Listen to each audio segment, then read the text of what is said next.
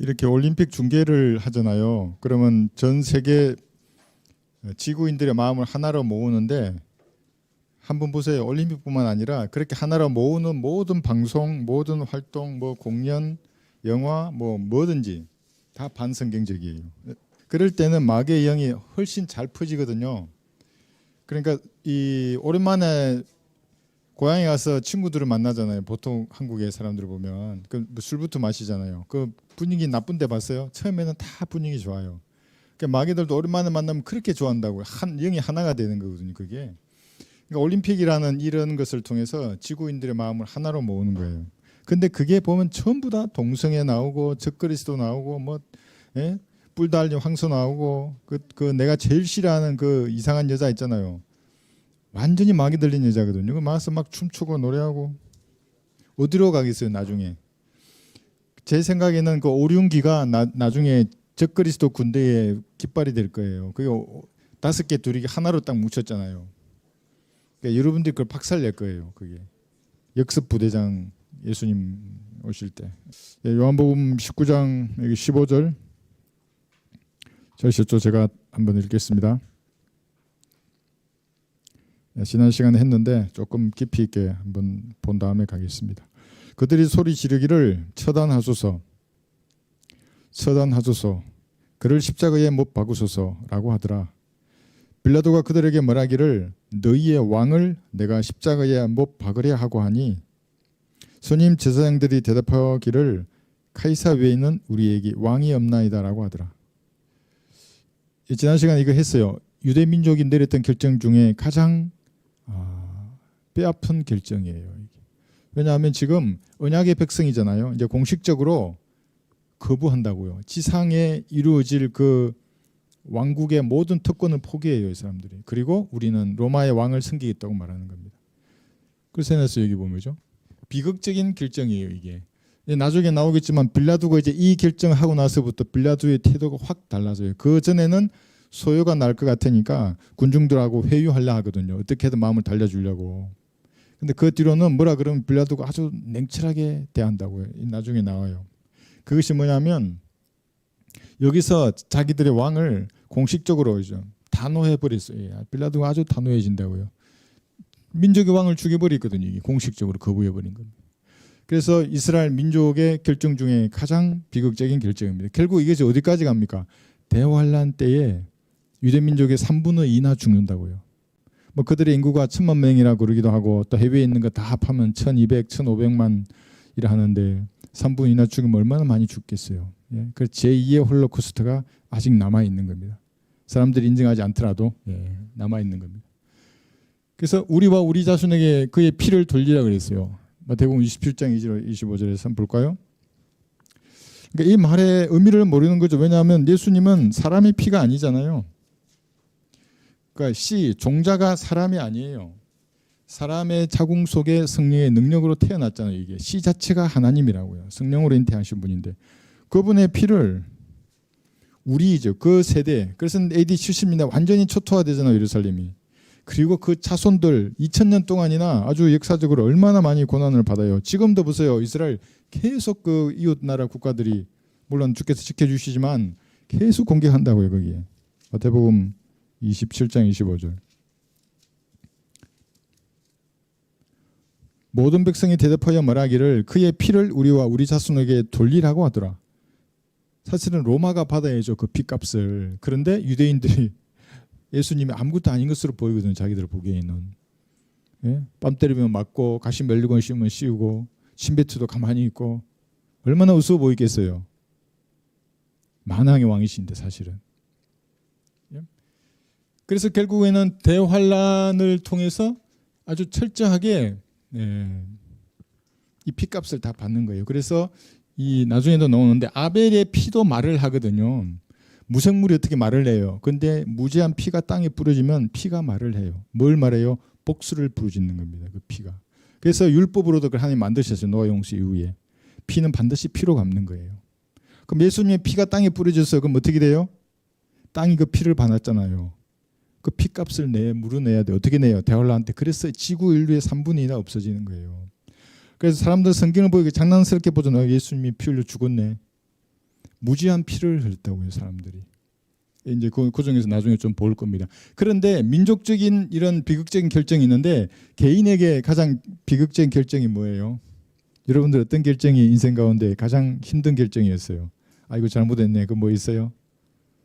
다 있을 거예요. 이제 나이가 들면 있어요. 저도 있어요. 인생을 돌아보면 그때 이렇게 갔어야 되는데.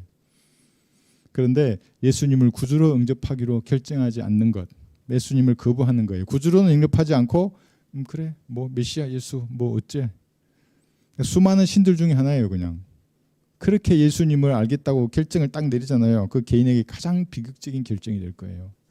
이 지옥과 불못이라는 것은 지금도 이 시대에도 계속 불타고 있는 거예요. 불못은 나중에 백보자 심판에서 불타겠지만 지옥은 지금도 지구 중심에서 죄인을 삼키려고 불을 내고 타고 있는데 예수님 대해서 그딴 식으로 뭐 예수가 어쩌냐고 뭐 왜 그 사람 날 위해 죽냐고, 얼마나 그만한 사람들이 많은 거예요.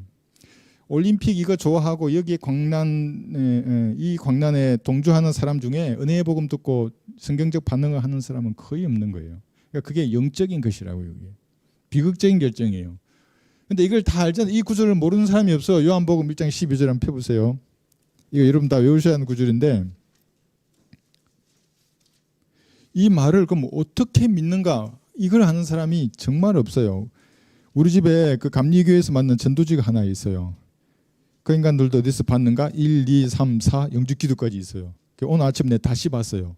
복음의 복조라도 있는가. 어떻게 그렇게 교묘하게 피해가는지 모르겠어요. 이렇게. 그러니까 내가 다 그래 1, 2, 3, 4 틀렸어. 영적기도라도 내가 성경적인가 봤거든요. 영적기도조차도 엉망이에요. 안 보세요. 여기 1장 12절. 그러나 누구든지 그를 영접한 사람들에게는 하나님의 아들들이 되는 권세를 주셨으니 즉 그의 이름을 믿는 사람들에게냐 그랬어요. 자, 그러니까 그들이 이걸 봤잖아요. 그러니까 영접기도에 넣는다고요. 하나님 저의 주인이 되어 주셔서 저를 주님 나라에 가실 때까지 인도해 주세요. 뭐 예수님 이름으로 아멘. 그래요. 그럼 하늘나라 가는 거예요. 그것도 천국 간대요. 그게 아니라 이 구절대로 예수님을 구주로 믿고 영접하려면 반드시 자기가 죄인임을 시인해야 한다고요. 그럼 그 전도주에는 당신은 죄인이라고, 죄의 삭슨 사망이란 말이 반드시 들어가야 돼요. 그리고 그걸 사람이 읽었을 때 하고 낚싯바늘처럼 딱 걸게 문장을 써야 한다고요. 그게 그렇지 않아요? 안 그러면 당시 죄가 다 용서되었어. 이까지도 좋아요. 그렇지만 내가 죄인이라는 것에 대한 그런 어떤 것을 전도주에 빼버리면은 그 날이 턱 빠져버린 거예요. 그게. 로마서 여기 10장도 마찬가지예요. 여기 로마 10장 여기 내가 내 입으로 주 예수를 시인하고, 이것도 여러분 너무나 잘 알잖아요. 이거 모르는 제도교회들 목사들이 어디 있어요? 로마서 10장 여기 9절 보세요. 10절. 이것도 그들 전도지에 들어있는데 교묘하게 이것을 믿지 못하도록 싹 빠져버린다고요. 어떻게 그렇게 신기하게 문장을 구성하는지. 그 대단한 감리교 목사예요. 내가 내 입으로 주 예수를 시인하고 또 하나님께서 그를 죽은 자들로부터 살리신 것을 내 마음에 믿으면 구원을 받으리라. 이는 사람이 마음으로 믿어 의에 이르고 입으로 고백하여 구원에 이르기 때문이라 그랬잖아요. 그러니까 마음으로 뭘 믿게 해야 되냐면 그 사람에게 죄인임을 알게 해주고, 그리고 갈보리에서 피 흘려 죽으시고 부활하신 예수님이 그 죄를 다 용서해 줬다고 마음으로 믿게 말해야 한다고요. 전도지는 그렇게 써야 되고, 안 그런 건 뭐예요? 거짓 확신을 주는 거예요. 그걸 제일 때 또 이렇게 해놨어요. 당신이 이 영접기도를 따라했으면 지금 하나님의 자녀이기 때문에 지옥에 안 가고 하늘나라 가면 또 이렇게 해놨어요. 그게 거짓 확신이라는 겁니다. 그게 무서운 거예요. 그러니까 똑같이 다 그럴듯하게 다 해놨는데 전도지를 읽어보면 이게 은혜의 복음하고는 너무나 무관한 거 쓰거든요. 그 복음을 전한다는 사람들이 진짜 주의해야 한다고. 여러분들은 잘 전하시겠지만 달콤한 말로 처음에는 그럴 수 있어, 인사하고 아주 신사답게 숙녀답게 말을 하잖아요. 그 다음에 사람에게 한번 죽는 것은 정해져 있지 않습니까? 정확히 알게 해준다. 죽음 다음에 반드시 심판이 정해져 있습니다. 다른 걸 심판하는 게 아니라 죄로 심판하는 겁니다. 근데 세상에 죄 안 짓는 사람이 없지 않습니까? 저도 죄가 있지만 선생님도 죄가 있지 않습니까? 그럼 반드시 지옥이라는 감옥에 갈 겁니다. 하나님 정해 놓으신 겁니다. 그럼 다 죄를 지으면 다 지옥에 가야 하는가? 그렇지 않아요. 하나님이 사랑이시기 때문에 이 땅에 내려오셨습니다. 그분이 예수님이에요. 예수님이 그 죄의 값, 죄의 삭을 다 용서해 주셨어요. 그분이 흘리신 피로. 선생님 지금 이 사실을 마음으로 믿으면 구원받는 겁니다.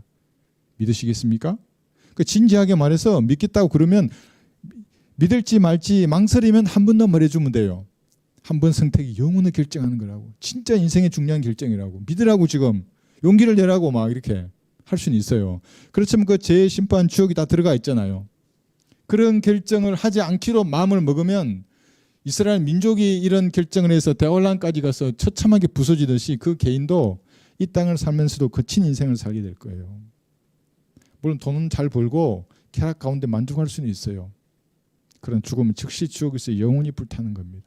그래서 이거는 아시고, 그러니까 뭐 예정이니 선택인 이런 교류를 가지고 예정한지 안 되는지 모르겠다 그러고 이런 사람들한테 아까 네스로 씨는 잠깐 말씀드렸잖아요. 내가 지금 가르쳐 준다고. 당신 예정됐으면 내 예정됐는지 아닌지 막 이렇게 막 칼빈주의 교류를 말하잖아요. 그러면 지금 이 복음 딱 지난 다음 예수님을 구주로 영접하면 그게 예정된 거라고. 그 사람들이 몰라서 그런 말 하는 거라고. 지금 나와 함께 예수님 구주로 영접하자고. 지금 죽으면 아주머니 지옥에 간다고. 이 꼭 얘기해 준다요. 근데 예수님의 피를 믿으면 안 간다고 그거를. 눈 감으시라고. 누가 그랬는데 두려워하더라고. 영접 기도하기 전에. 그런 사람 만났어요? 저도 예전에 복음 전하려고 막 두려워해요. 막 이상한 뭐 이게 될까 봐. 걱정할 거 없다고 하나도. 그 영접 기도하가 그 이상한 건데 성경이 하라고 그랬겠냐고. 여기 요한복음 1장 12절에 영접하면 하나님의 자녀가 되는 거라고. 그렇게 해서 잘못된 결정을 하지 않도록 해야 합니다. 그러니까 결정을 하고 나서도 그 다음에 주를 섬기는 거 이것도 선택하는 겁니다. 볼 거예요. 여호수아 24장 15절에 이제 구원받았어요. 이제 구원받았다고 구원파처럼 룰루랄라 이러면은 그들이 진짜 구원받았는지는 모르겠는데 하나님하고는 무관한 인생을 사는 겁니다. 사실 수치스러운 거죠. 구원받았으면 구원받은 주님의 자녀답게 살아야 되는데. 여호수아 24장 15절. 구원받은 후에 섬기는 겁니다. 여호수아 24장 15절. 만일 주를 섬기는 것이 너희에게 악하게 보이거든 하수 건너편에서 너희 조상이 섬기던 신들이거나 너희가 거하는 땅에 아모리인의 신들이든 간에 너희가 섬길 자를 오늘날 너희가 택하라. 그러나 나와 내 집은 주를 섬기리라 했어요. 그러니까 바른 성경적 교리 위에 하나님을 섬기는 거예요.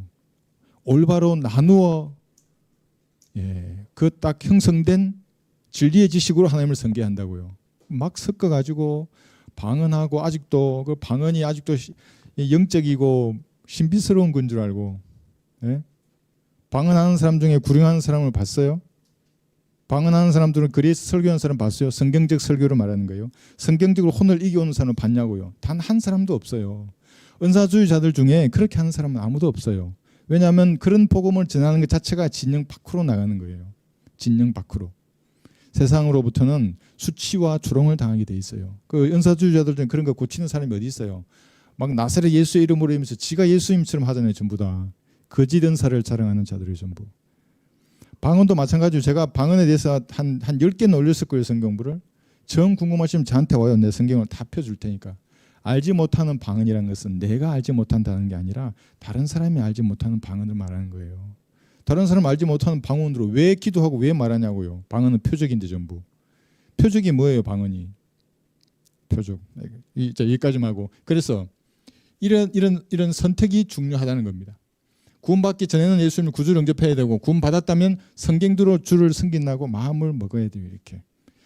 그래서 실수할 수 있지만 다시 일어서서 주님을 섬기는 겁니다. 실수할 수 있어요. 누구나 구원받아도 딴 길로 갈 수도 있고 죄를 지을 수도 있고 육신의 과거에 지었던 습관적인 죄를 지을 수도 있어요. 그러나 다시 일어난다고요. 그리스도인은. 그리고 또 주님을 섬기러 앞으로 쭉 나가는 거예요. 죽는 순간까지 그렇게 나가야 하는 겁니다. 그렇지 않고 다시 세상으로 가버리잖아요. 그러면 이제 그렇게 선택한 그것을 주님이 허용하지만 반드시 그 죄에 대한 삭스를 물으실 거예요. 이 땅에서 묻지 않으시면 그리스도의 심판석에서. 여러분은 백보자 심판을 가는 사람들이 아니에요. 이제 여러분의 모든 심판은 언제 끝났어요? 칼부리에서 끝났잖아요. 끝났어요. 죄에 대한 심판은 믿는 순간에 구주를 영접한 순간에. 그러면 그리스도의 심판석에서 받을 이 심판을 두려움으로 기다려야 돼요. 사실은. 근데 그것만 두려워서 너무 몸을 움츠릴 수 없으니까 자유한 가운데 거하지만 주님 앞에 내가 말해야 돼요. 왜 그렇게 살았는지에 대해서. 그리스도 심판석에서. 그래서 이런 결정, 비극적인 결정이 있어요. 이 민족, 유대 민족이. 그다음 한번 볼까요? 19장 16절부터. 그러니까 아직도 보면 이번에 네타냐후가 미국 의회 가서 연설했잖아요. 그 박수로 받았는데 그 뭐라 했는 줄 알아요? 연설 진짜 잘하더라고요. 우리 이스라엘 땅이 아브라함의 그 땅이라고. 아브라함이 거기서 아브라함과 이삭 야곱의 후손들이라고 우리가. 그러니까 그 대부분 기독교인들이잖아요. 막 박수 다 하더라고요. 그런데 예수님은 안 믿어. 그게 참 안 돼. 그래서 대환란을 가져갈 수밖에 없어요. 그 고집쟁이들에게. 한번 보세요. 그러니까 개인도 마찬가지잖아요. 고집쟁이들에게는 무언가 주신다고 하나님이. 고난과 시련을 통해서 깨닫게 하시는 겁니다. 그게. 요한복음 19장 16절부터. 그러므로 그가 주를 십자가에 못 박도록 그들에게 넘겨주니 그들이 예수를 맡아서 끌고 가니라. 17절. 주께서 자기 십자가를 지고 히브리어로 골고다 즉 해굴의 장소라고 하는 곳으로 가시니라 그랬어요. 이제 예수님을 우리 지난 시간 배웠죠, 그죠? 같이 채찍으로 때리고 침뱉음하고 손으로 얼굴을 치고 또 같이 멜리관을 씌워서 그렇게 조롱과 고통 가운데 이제 했는데 이제 다시 처형장으로 보내는 겁니다. 골고다잖아요, 그죠? 이 칼보리란 말이에요. 이방인들의 말로는 칼보리란 말인데 중요한 건 여기가 어디인가. 지금 예수님이 십자가를 지고 올라가는 여기가 어디인지는 성경에 나오지 않지만 아마도 여기일 것이라고 생각해요. 창세기 22장 보세요. 1896년쯤 전에 이삭이 여기서 자기를 번제에 드릴 그 번제단으로 나무를 들고 올라가는 그 길. 지금 예수님이 그 길을 가시는 거예요. 그래서 이삭을 예수님의 예표라고 하는 겁니다. 창세기 22장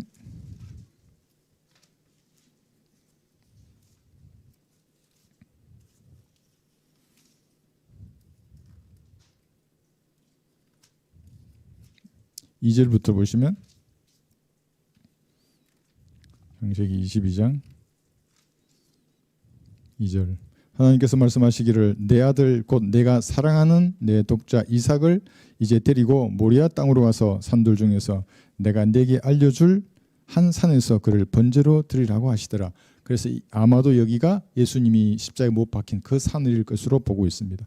아브라함이 아침에 일찍 일어나서 그 나귀 안장을 쥐고 그와 함께 있는 청년들 중 2명과 그의 아들 이삭을 데리고 번제에 쓸 나무를 쪼개어 가지고 일어나서 하나님께서 자기에게 일러주신 곳으로 갔더라. 3일째 되던 날, 그러니까 만 이틀을 아브라함은 영적인 전투를 치르는 거예요. 왜냐하면 하나님이 이걸 바치라 그랬어요. 아브라함 믿었어요. 만약에 내가 죽이더라도 다시 살려줄 것이라고.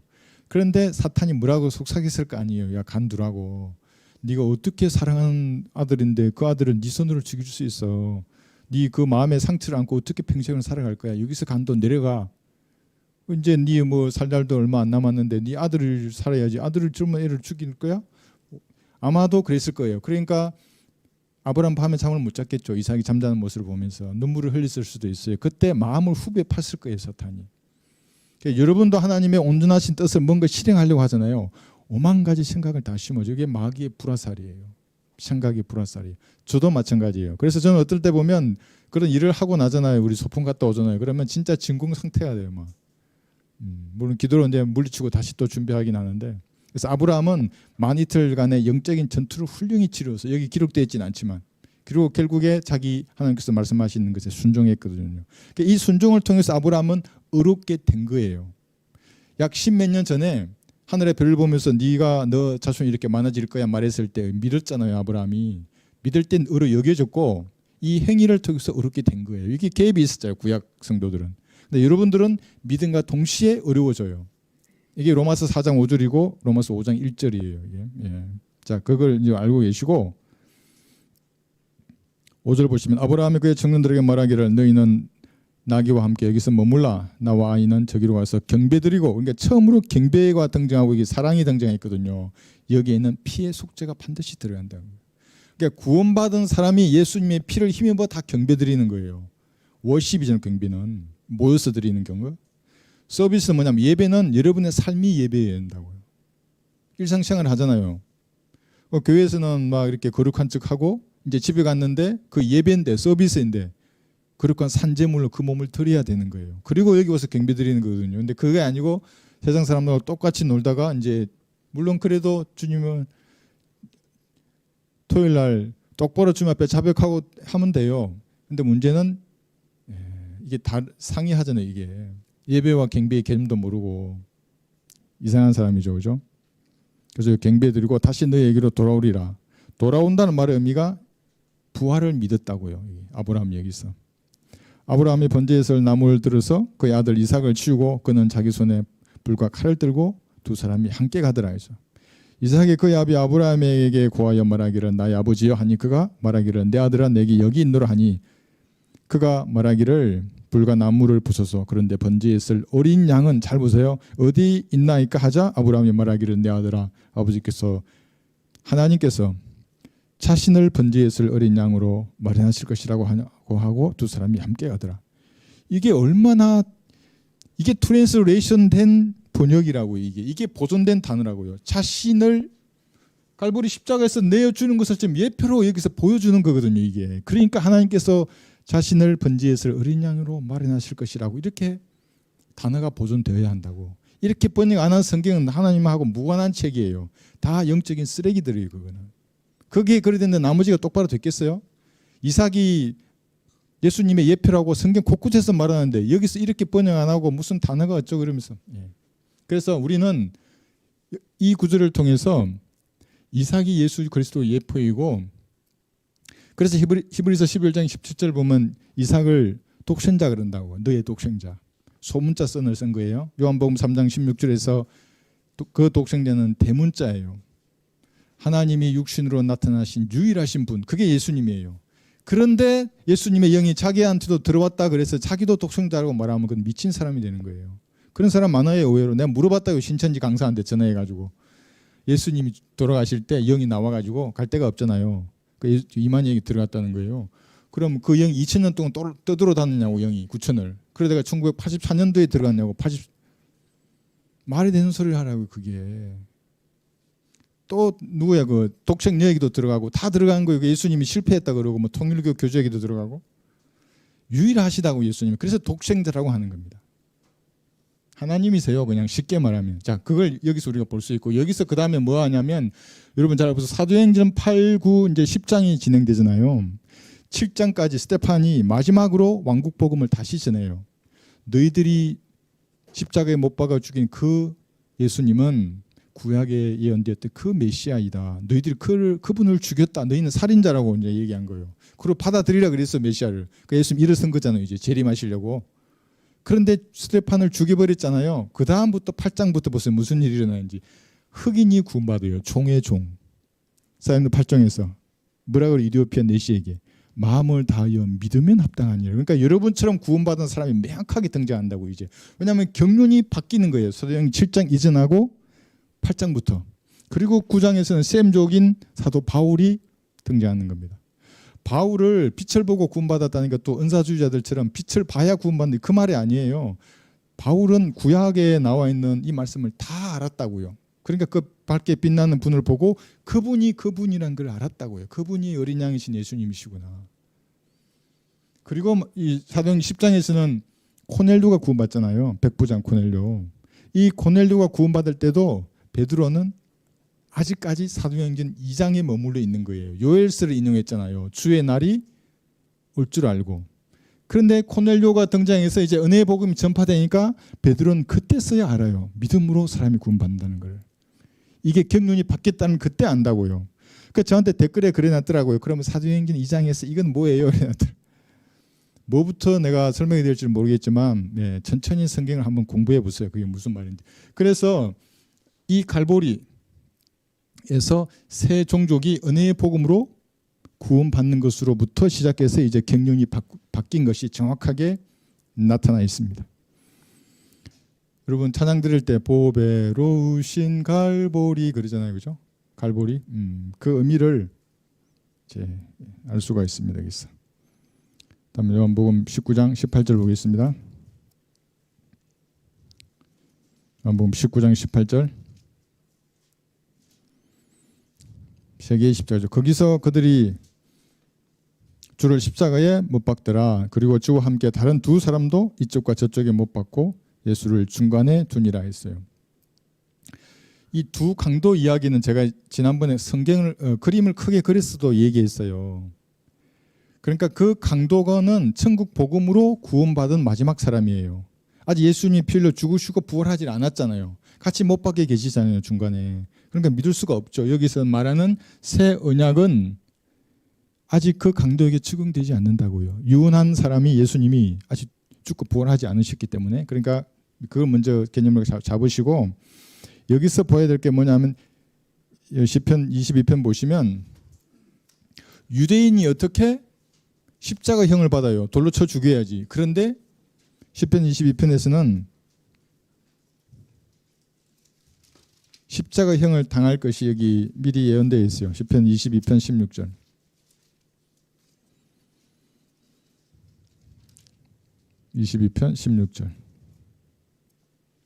개들이 나를 에워싸고 악인의 무리들이 나를 둘러섰으며 그들이 내 손과 내 발을 찔렀나이다.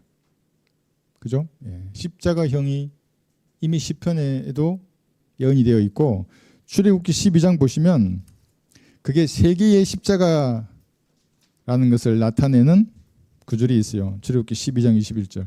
그러니까 왜 두 강도가 예수님 좌우측에 있냐고요.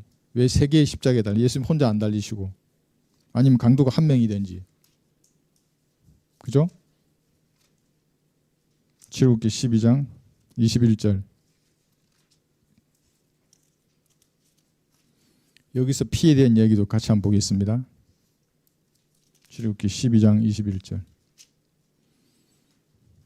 벌써 이제 유월절 양을 잡아요. 그때 모세가 이스라엘의 모든 장로들을 불러서 그들에게 말하기를 너희는 너희 가족 수대로 어린 양 한 마리를 골라내어 가져다가 유월절 양으로 잡고, 유월이란 말은 건너뛰다는 거예요. 이렇게 그 양이 피를 바르면 죽음의 천사가 건너뛰는 거예요.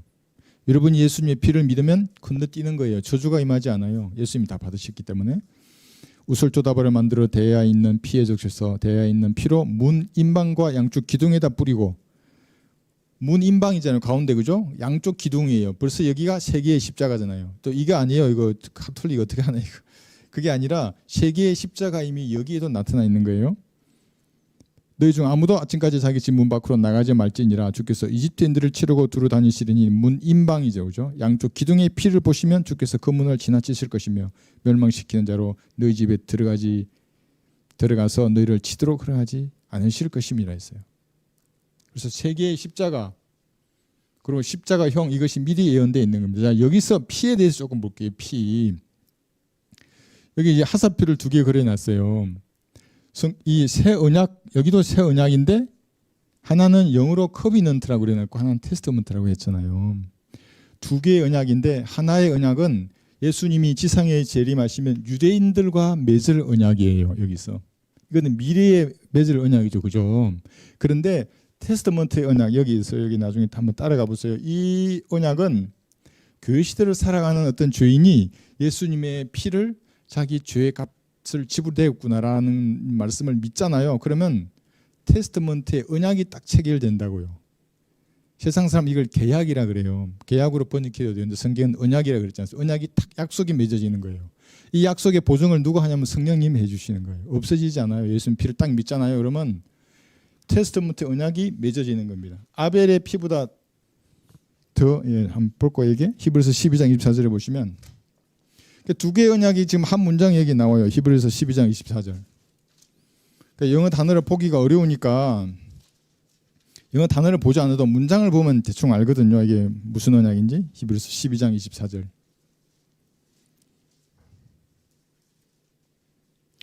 그러니까 지상에 재림하시면 유대인과 맺을 언약이기 때문에 여기 24절에서 새 언약의 중보자에 쓴 예수와 그랬어요. 이거는 커비넌트의 언약이에요. 그러니까 여기서 이루어질 거예요. 유대인들과 지상 재림에서 천년왕국에서 맺을 거예요. 그럼 유대인들이 이 지구의 우두머리 민족이 되어서 통치할 거예요. 그들이. 이 말을 들으면 시아파 이란의 하메네이 오전에 했잖아요. 그 할아버지 얼마나 열받겠어요. 유대인들을 다 죽여야 되는데 발 뻗고 잘 텐데. 마귀의 자식들이 전부 다 그 무슬림들은. 자, 12장 24절이죠. 새 언약의 중보자이신 이 커비넌트에 지금 재림하시면 그 다음에 아벨의 피보다 더 좋은 것을 말하는 뿌리는 피에 이르는 일. 이거는 또 테스트먼트의 언약이에요. 뿌리는 피가 나왔기 때문에 이것이 히브리서 9장 15절에 보시면 이렇게 말해요. 뒤로 넘겨보세요. 조금 질긴 곡이에요. 9장 15절 보세요. 자, 이런 연유로 그는 새 언약의 중보자이시니, 여기도 새 언약의 중보자 그랬잖아요. 여기는 테스트먼트예요. 이는 천 언약 때에 범죄한 것들을 율법에 의해 천 언약은 구속하시려고 죽으심으로써 부르심을 받은 자들로 그들의 영원한 유업의 약속을 받게 하시려는 것이라. 유언이 있는 곳에는 유언한 자의 죽음도 피름코 따라와야 하리니. 이게 새 언약, 예수님께서 최후의 만찬하실 때 죽기 전에 이미 예언을 하셨어요. 이 살과 이 피는 새 언약의 피라고죠. 예. 그 유언은 예수님이 돌아가셔야 효력을 발휘하는 거예요. 그래서 강도는 새 언약의 아래 있는 것이 아니죠. 자, 그래서 이걸 보면 두 가지 언약이 있다는 걸 알 수가 있는 겁니다. 여기 쭉 올라가면 히브리서 8장 10절이 또 여기 있어요. 보세요. 히브리서 8장 10절. 그날들 이후에 내가 이스라엘 집과 세울 언약이 이것이라 주가 말하노라. 내가 내 율법들을 그들의 생각에 두고 그들의 마음에 그것들을 기록하리라. 나는 그들의 하나님이 되고 그들은 내게 백성이 되리라요. 예수님이 지상 재림하시면 이스라엘 집과 맺을 언약이 있는 거예요. 이게 뉴 커비넌트의 언약이에요. 이게 분명히 다르다고 제가 아주 수십 번 얘기했어요. 이걸 모르면 천년왕국을 모르는 거예요. 그 사람은 세대적 진리를 모르는 사람이에요. 흉내만 내는 사람이지. 세대적 진리를 모르면 은혜의 복음을 전할 수가 없어요. 다 섞여버렸는데 어떻게 전하겠어요? 그죠? 여기 보면 아벨의 피보다 뿌리는 피라고 말하는데 말을 해요. 아벨의 피가. 무생물이 말하는 것은 여기만 있는 게 아니라 시편 여기 19편 보시더라도 말을 해요. 시편 19편. 그러니까 선한 마음을 가지신 사람은 창조주의 존재를 인정한다고요. 그 선율을 들어요. 하늘들이 하나님의 영광을 선포하고 창공이 그의 손으로 하신 일을 나타내는도다. 낮은 낮에게 말하고, 낮이 어떻게 말해요? 무생물인데. 근데 말하고, 밤은 밤에게 지식을 보여주니 말도 없고 언어도 없으며 그들의 음성도 들리지 않으나 그들의 선율은 온 땅을 찔러 뻗어 나가고 그들의 말들은 세상의 끝까지 다다랐으니 그가 그들 가운데 태양을 위하여 장막을 세우셨도다. 그 말들이에요. 그런데 피도 말을 한다고요. 아벨의 피는 그거예요. 아벨이 뭐였어? 양을 길렀잖아요. 목자이고 어린 양의 죽음을 말해요. 아벨의 피가. 그래서 예수님이 목자이시고 어린 양이잖아요. 죽으셨다고요. 여기 있죠, 그죠? 예. 예수님의 죽음을 아벨의 피가 말한다고요. 그러니까 BC 4000년경에 그 피가 말하는데 드디어 오신 거예요. 피를 흘리셨어요. 이 피를 믿는 사람은 새 언약이 탁 예수님과 맺어져서 그 구원이 영원해지는 겁니다. 그렇죠? 네, 이 정도 알면 좋을 것 같습니다. 예, 다음 19장 19절부터. 그러니까 이 아벨의 피라는 게 이런 거예요. 무죄한 피를 흘리면 아벨이 피 흘렸기 때문에 하나님께서는 피는 피로 갚게 하시지 않습니까? 율법에 기록하셔서 피값을 물게 하셨어요. 그래서 피는 피로 갚게 돼 있어요. 예수님의 피를 흘리셨던 그 사람들도 그 사람의 피로 땅을 깨끗하게 할 거예요. 그래서 대환란이 일어나는 겁니다. 유대인뿐만 아니라 인류의 3분의 2가 죽어요. 그러니까 예수님을 죽일 때 그 사람들이 어떤 마음이었겠어요. 그런데 이제 볼 거 아니에요. 어떻게 될 것인지. 여기 19장 19절부터 22절 보시면 또 빌라도가 맹패에 써서 십자가 위에 붙였으니 유대인의 왕 나사렛 예수라고 쓰여 있더라. 그때 많은 유대인들이 이 맹패를 읽었으니 이는 예수께서 못 박히신 곳이 성읍에서 가까움이라.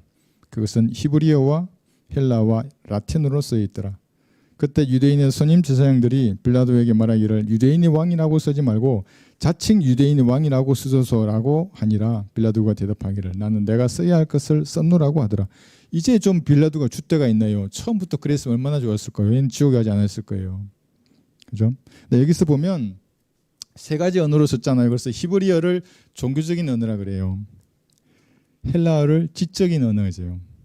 그래 헬라어 말쟁이들이 여기서 나오는 겁니다. 계속해서 말하고 인간의 지성을 쫓아가는 자들이에요. 라틴어는 이제 군사적인 언어라 그러는데, 그러니까 세 가지 언어로 말해서 이 사실을 널리 공포하는 거예요. 어떤 사실이에요? 언약의 백성인 유대 국가, 유대인은 공식적으로 자기들의 운에서 망한 거예요. 그리고 자기들의 운에서 로마의 통짜리로 들어온 거예요. 이제 그러니까 유대인을 조롱하는 그 이상의 것이 여기 딱 쓴 거예요. 빌라도도 나름대로 똑똑한 인간이에요. 그러니까 그죠? 너희들이 왕 너희들이 죽였지. 그리고 너희들이 로마의 카이사를 승인다 그랬지. 그러니까 내 말을 들어야 돼. 이제 이거죠 이게. 그런데 어떤 사람들은 영어 킹 제임스 버전으로 하나님께서 자신의 말씀을 보존하셨다 그러잖아요. 그건 맞는 말이에요. 근데 한국을 모국으로 쓰는 우리에게는 그게 다른 거예요. 이것도 시간이 많이 가니까 제가 자세히는 말하지 못하지만 기록된 체중 근위가 꼭 있어야 돼요. 출력되어 있는. 그게 없는 사람은 하나님의 말씀이 사실은 없는 사람이에요. 그런 말씀이 주시는 조명 가운데 이 세상을 살 수가 없어요. 계속 말씀을 고치려고 그런다고 이렇게. 말씀을 고치는데 어떻게 하나님이 그 사람에게 역사할 수가 있겠어요. 그죠? 이 정도만 보시고, 성읍에서 가까움이라 그랬잖아요. 예수님이 십자가 못 박히신 것이 가깝지만 성읍 밖이에요. 여기 히브리서 13장 12절 보시면, 히브리서 13장 12절,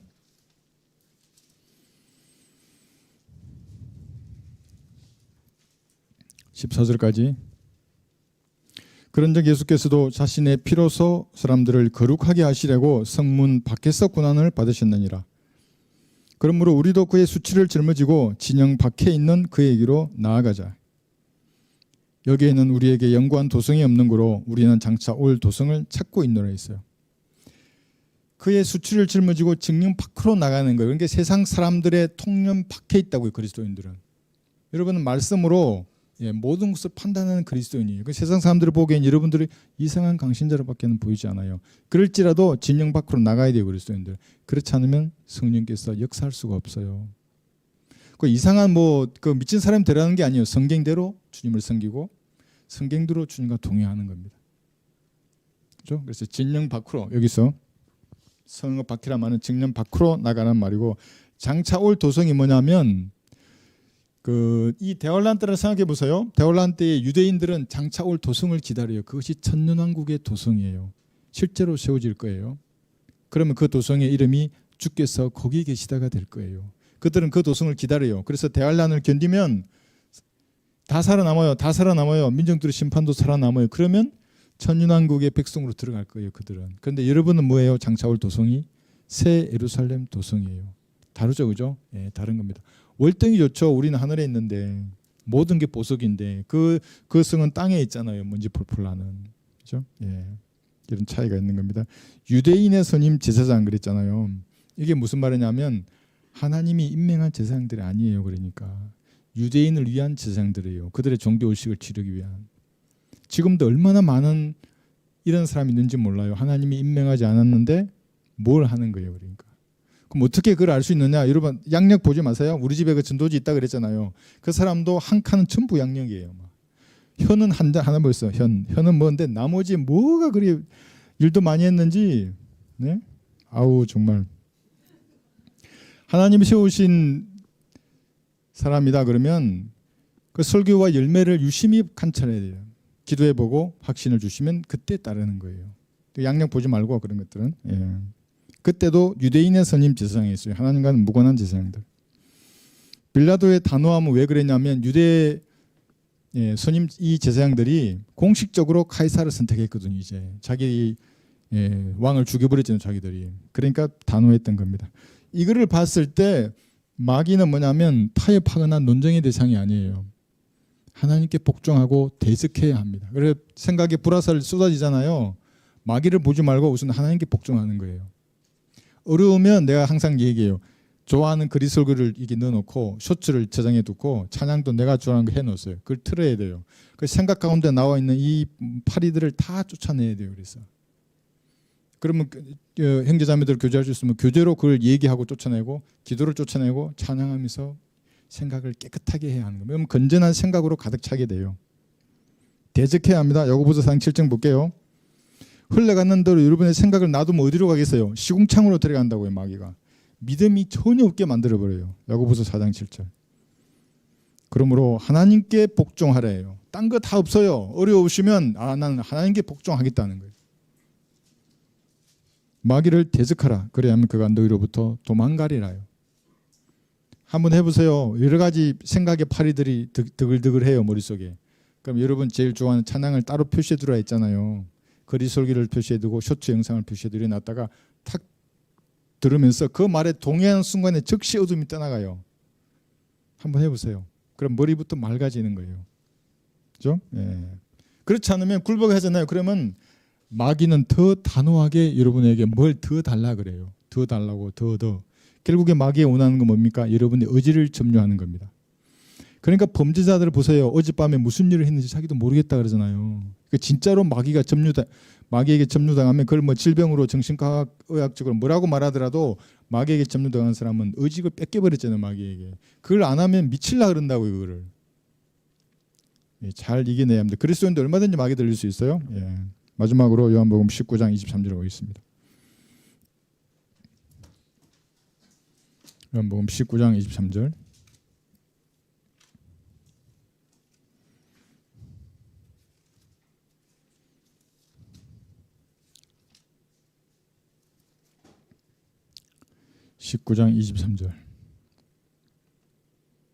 그때 병사들이 예수를 십자가에 못 박고 나서 주의 겉옷을 들고 네 조각으로 나누어 각자 한 조각씩 가지며 또한 주의 속옷도 가지니 그 속옷은 잊지 않고 위로부터 통으로 짠 것이라 했어요. 그 예수님의 겉옷이 판초 우유와 같다고 하거든요. 그러니까 위에 목이 나져 있고 손, 발 나오는 구멍이 있어서 그렇게 네 조각을 이은 그 옷이에요. 근데 그 옷이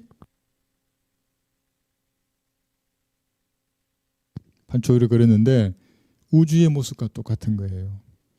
예수님이 입으신 옷은 예수님이 그러니까 우주를 옷으로 입었어요. 하나님께서. 지금도 이 우주가 하나님의 옷이에요. 예수님이 입으신 이 옷을 여기서 벗겨지셨잖아요. 옷이 여기서. 그죠? 예수님 그 옷을 벗겼어요. 주홍색 입혔다가 나중에 벗겼어요. 예수님을. 빨가 벗겨진 채로 수치를 당했어요. 저를 정결케 하시기 위한 벗겨짐이었어요. 이것이. 그런데 두 번째 하나님 옷이 진짜 벗겨져요. 근데 우주가 옷처럼 입었다 그랬는데 우주가 사라지지 않습니까?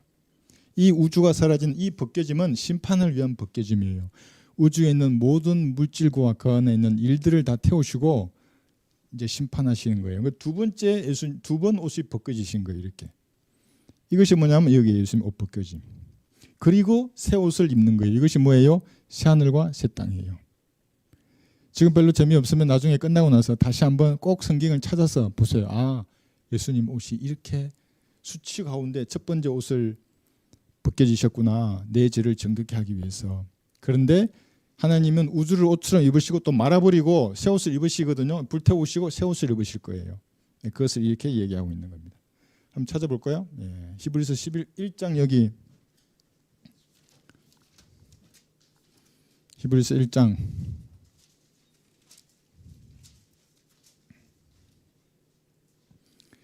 나 군대 생활할 때 그 훈련 받을 때 있어요.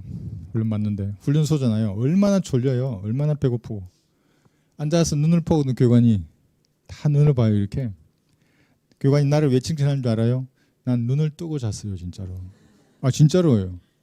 눈을 뜨고 잤어요. 그리고 교관이 이제 다 이렇게 마주치다가 한 사람을 봤는데 저랑 받으셨는데 분명히 얘가 자는데 눈을 뜨고 있는 거예요. 그 일어섰는데 혼날 줄 알았는데 혼을 안 내더라고. 야 잘나면 이렇게 자야 된다고. 정신력이 대단해. 그래서 난 잠 싹 깼어요. 그래서 진짜 정신이 탁 살아 있잖아요. 그러면 그 행군할 때 여러분 졸면서 걷는다는 게 진짜예요? 진짜 졸면서 걸어요. 근데 앞 사람을 잘 만나야 돼. 얘가 엉뚱 안 들어가면 나도 엉뚱 안 들어가요. 그러니까 졸음 생각이 나네요. 그래서 어떤 목사는 졸면 일어서서 뒤로 세운대요. 그러면은 성령님 역사할 수가 없어요. 졸면 웃겨야 돼요. 간증을 해야 돼요. 그래서 그렇게 해야지. 예. 자, 여기 히브리서 1장 11절 보시면 12절. 그것들은 멸망할 터이나 주께서는 영존하시오니 그것들은 모두 겉옷처럼 낡아지리이다. 주께서 그것들을 옷처럼 말아버리시리니 그래야면 그것들은 바꿔질 것이나 주는 동일하시며 주의 연대는 끝이 없으리이다. 옷처럼 말아버리시고 바뀌어져요, 우주가. 왜냐하면 우주를 주님은 옷처럼 지금 입고 계시기 때문에 그래요. 예수님이 처음에 벗겨지시면 수치와 조롱이었잖아요, 그죠? 두 번째 우주를 입고 이 우주를 불로 소멸할 때는 제가 예전에 설교했잖아요. 이게 진짜 불꽃놀이라고요. 우주가 불타는 걸 여러분 다 볼 거예요. 그러니까 난 이게 안 간다고 여의도 불꽃놀이 막 해주고 뭐 나한테 카톡으로 보내주고 별 관심 없어요. 나는 나중에 가면 진짜로 우주가 소멸할 걸 볼 거예요. 여러분들 전부 다. 그 화려한 불꽃놀이를 내가 알고 있는데 뭐 여기서 뭐 이렇게 부산 해운대에도 하더만요. 뭐 서울 여기도 하고 안 보내줘도 돼요. 그런 거. 그래서 이런 게 있는 거예요. 베드로후서 꼭 읽어야 되잖아요. 이거 한번 더 보고 베드로후서 3장에도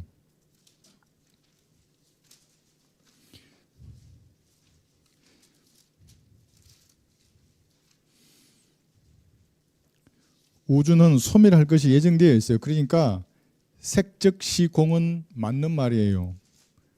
중들이 그걸 잘못 인용해서 그렇지. 보세요. 여기가 색이거든요. 이게 여기 전부 색이에요. 여기 창세기 1장 1절부터 여기까지 색, 적, 시, 공이에요. 여기까지는 이 색이에요. 색. 있는 것은 곧 없는 거예요. 그런데 공은 또 색이에요. 또 생기잖아요. 이게. 근데 이걸 모르고 중들이 그 하는 거 보면 야, 저 인간도 조금만 더 뭐 하면 이거 군 받을 것 같은데. 베드로후서 3장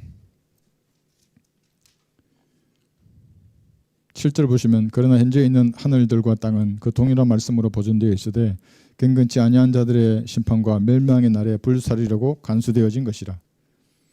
그죠? 여기